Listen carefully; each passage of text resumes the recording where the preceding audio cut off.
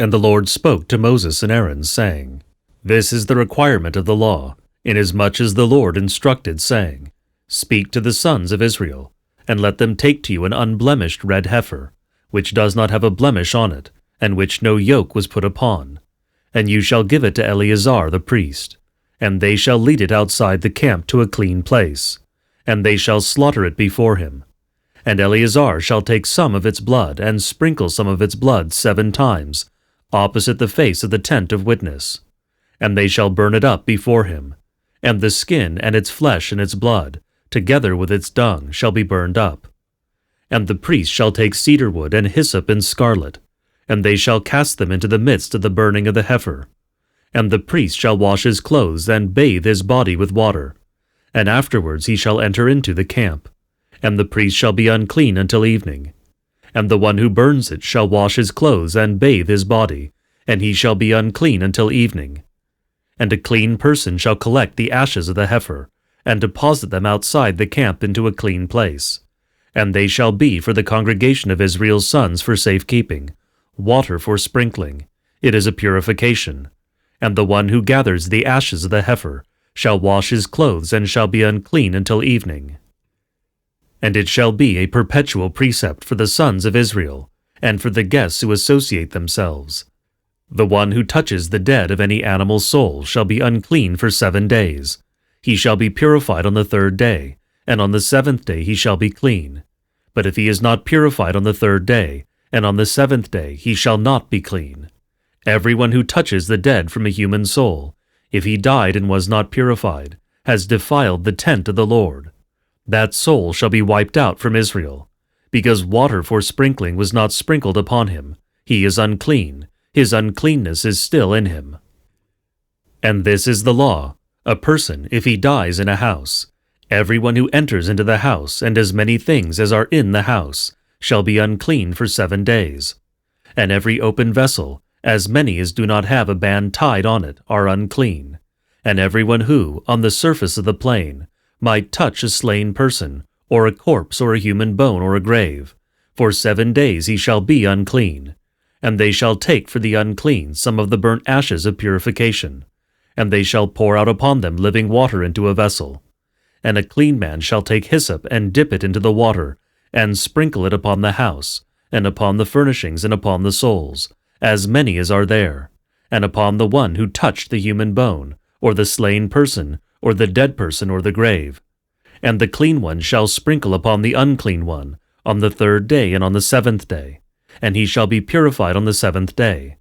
And he shall wash his clothes and bathe himself with water, and he shall be unclean until evening. And a person who is defiled and is not purified, that soul shall be completely destroyed from amidst the congregation, because he defiled the holy things of the Lord. Because the water for sprinkling was not sprinkled upon him, he is unclean.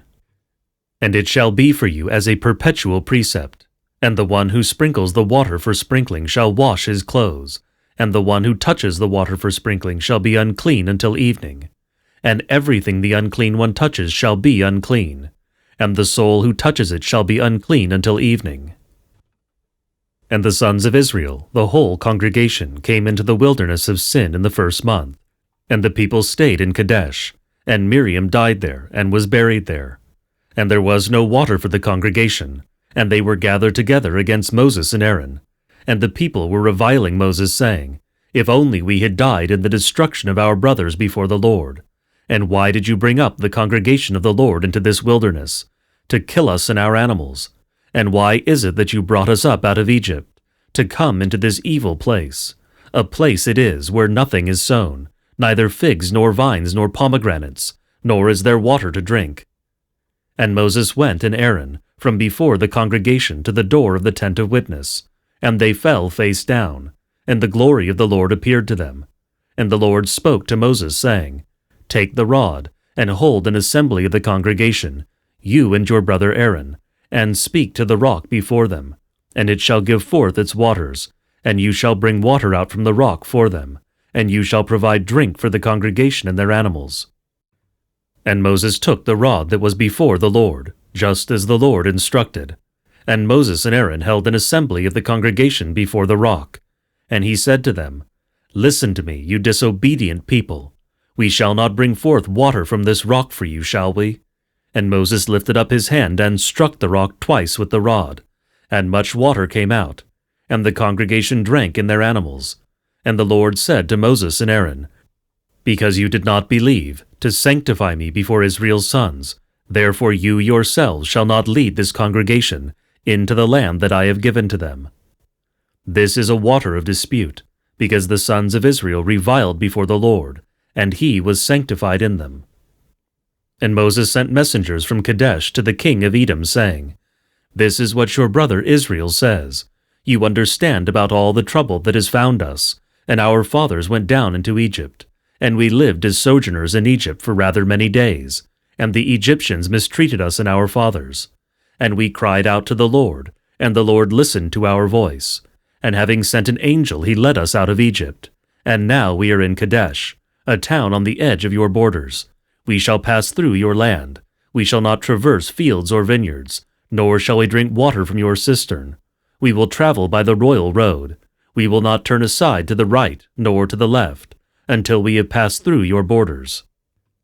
And Edom said to him, You shall not traverse me, and if otherwise, I will come out in war to meet you. And the sons of Israel were saying to him, We will pass along the mountain, but if we drink of your water, both I and the animals, I will pay you a price. But the matter is nothing, we will pass along the mountain. But he said, You shall not traverse me. And Edom went out to meet him with a heavily armed crowd and with a strong hand. And Edom did not want to grant Israel to go through his borders. And Israel turned away from him. And they departed from Kadesh, and the sons of Israel, all the congregation, arrived at Hor the mountain. And the Lord spoke to Moses and Aaron in Hor the mountain, on the borders of the land of Edom, saying, Let Aaron be added to his people, for you shall not enter into the land that I have given to the sons of Israel, because you provoked me at the water of reviling. Take Aaron and Eleazar his son, and make them go up to Hor the mountain, before all the congregation, and strip Aaron of his cloak, and put it on Eleazar his son. And when Aaron has been added, let him die there. And Moses did just as the Lord instructed, and he brought them up to Hor the mountain before all the congregation. And he stripped Aaron of his clothes, and put them on Eleazar his son. And Aaron died on the top of the mountain, and Moses and Eleazar came down from the mountain. And all the congregation saw that Aaron had departed, and they wept for Aaron for 30 days, all the house of Israel.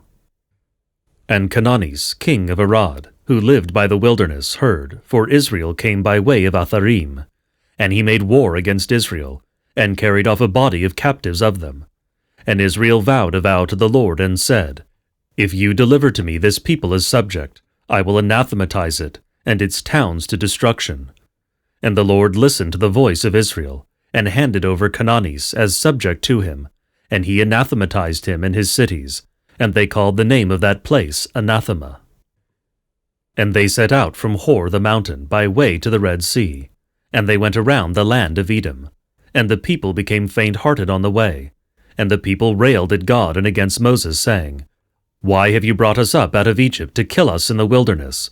For there is no bread and no water, and our soul has become weary by this empty food. And the Lord sent among the people deadly snakes, and they would bite the people. Many people of the sons of Israel died. And the people came to Moses and said, We have sinned, for we have railed against the Lord and against you. So pray to the Lord, and let him take away the snake from us. And Moses prayed to the Lord for the people. And the Lord said to Moses, Make for yourself a snake, and set it on a sign. And it shall be that if a snake bites a person, everyone who is bitten when he looks at it shall live. And Moses made a snake of bronze and put it upon a sign. And it came to pass that when a snake bit a person, and he looked at the bronze snake, then he lived. And the sons of Israel set out and encamped in Oboth. And they departed from Oboth and camped in Akel-Gai, on the farther side in the wilderness, which is opposite Moab toward sunrise. From there they set out and camped in the ravine of Zered. And from there they set out and camped on the farther side of Arnon, in the wilderness that extends from the borders of the Amorites. For Arnon is the border of Moab, between Moab and between the Amorite. For this reason it is said in a book, A war of the Lord has set on fire Zo'ob, and the wadis of Arnon, and he has appointed the wadis to settle Er, and it lies near to the borders of Moab. And from there to the well, this is the well of which the Lord said to Moses, Gather the people together, and I will give them water to drink. Then Israel sang this song over the well, Take the lead for it, O well, rulers dug it, kings of nations hewed it out, in their kingdom, when they were in control of them. And from the well to Manthanain, and from Manthanain to Naalil, and from Naalil to Bamoth, and from Bamoth to a valley, which is in the plain of Moab, from the top of the hewn, which looks down towards the wilderness. And Moses sent ambassadors to Sihon, king of the Amorites, with peaceful words, saying, We shall pass through your land, we will travel by the road, we shall not divert into field or vineyard, nor shall we drink water from your well. We will travel by the royal road, until we have passed through your borders. And Sihon did not grant Israel to pass through his borders. And Sihon gathered together all his people, and went out to array his army for battle against Israel, into the wilderness. And he came to Esau, and arrayed his army against Israel. And Israel struck him with a slaughter of dagger, and won complete control of his land, from Arnon to Jabbok, as far as Ammon's sons, for Jazer is the borders of Ammon's sons. And Israel took all these cities, and Israel settled in all the cities of the Amorites, in Heshbon, and in all those contiguous to it. For Heshbon is a city of Sihon, the king of the Amorites, and he waged war previously against the king of Moab, and they took all his land from Aroer as far as Arnon. Therefore those who speak riddles will say, Come to Heshbon, see that Sihon's city may be built and prepared.